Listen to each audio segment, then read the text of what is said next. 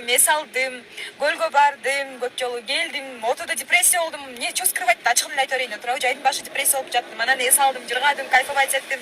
Новые знакомства, новые друзья. В общем, ушинтип жүрдүм дагы, азыр монтип өзүмдү колго алып туруп, Аида, все, давай работать, деп өзүмдү жумушка салып атам. Буюрса только иштейм, пахать этем, чет-өлкөгө чыгам, кыдырам, жүрөм. Ушундай жашоону тандап атам. Ну, пока что бул 1 жылдык жашоо болушу мүмкүн, жарым жылдык жашоо болушу мүмкүн. Анан бирөө сүйүп калсам, билесиңер го, мен өлө сүйөм дерсиң. Жокко кетишим мүмкүн обратно, деп эле. Эмне жумуш менен алек болуп жатасың? Творчество, жигит менен дуэттер буюрса. Кызайка барыңызчы, жок.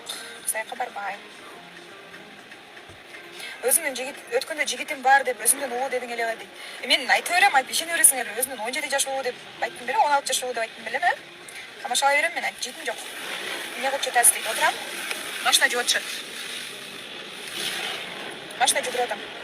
Сенин голосуң супер, спасибо. Жуля менин мамилем кандай? Жуля менин мамилем сонун.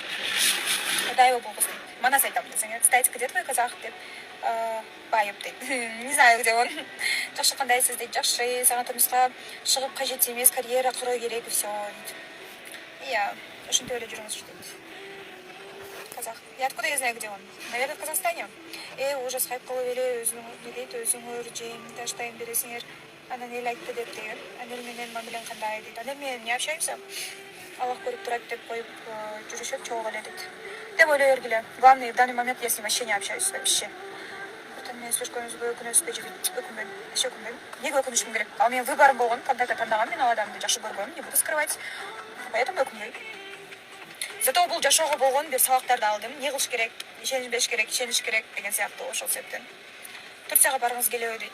Турцияга не особо. Азыр мен аябай эмеге баргым келет, Дубайга баргым келет почему-то. Но сейчас там говорят жарко, из-за этого, деп терплю, бирок өлө кетким келет Дубайга.